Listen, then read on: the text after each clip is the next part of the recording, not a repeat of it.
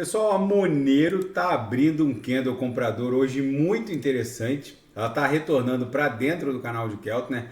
É possível que a Monero esteja desenhando aqui uma figura triangular mais ampla do que aquela inicialmente prognosticada. Aquela figura que acabou sendo perdida. Pode ser que ela esteja formando uma nova cunha triangular agora desde a agulhada do dia 10 de junho.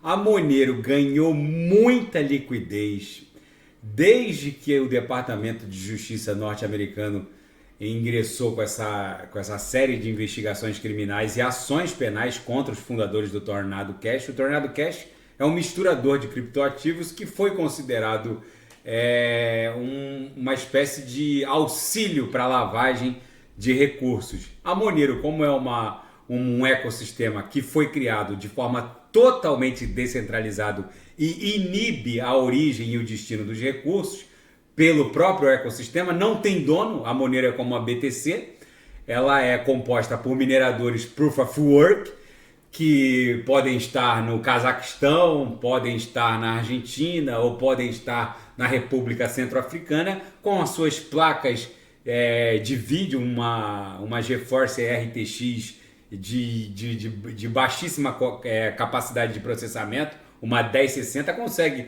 minerar Monero tranquilamente, sem que haja um dono do ecossistema que possa ser responsabilizado ou que possa ser passível de um freeze. Ou seja, a Monero paulatinamente vai ganhando muita liquidez, não importa a finalidade que os usuários deem para a Monero. É uma moeda de privacidade.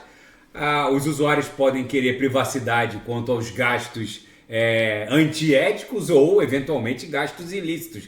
Mas não é possível criminalizar uma plataforma pela finalidade que os usuários dão a ela. O fato é que ela segue ganhando muita liquidez. O que está acontecendo com os fundadores do Tornado Cash do ponto de vista jurídico-penal é bizarro, porque eles criaram um software, um protocolo que mistura os criptoativos e que cria pontes cross-chain que faz a mistura. Mas é um software de código aberto e cada um faz o uso que quer desse software. Um usuário pode querer fazer a mistura ali para poder gastar com um amante ou com enfim, com uma namorada que a atual namorada não pode saber, uma ex-namorada, enfim, não importa o uso que o usuário dê. O fato é que criminalizar o uso da plataforma é como processar a Taurus por fabricar a arma, que pode ter uma destinação lícita, como a arma usada pelas forças de segurança, ou uma arma usada por um pai de família numa legítima defesa do seu próprio lar, uma arma comprada legalmente, cujo uso também pode ser lícito, ou criminalizar a Taurus por conta de um homicídio, que pode também ter como instrumento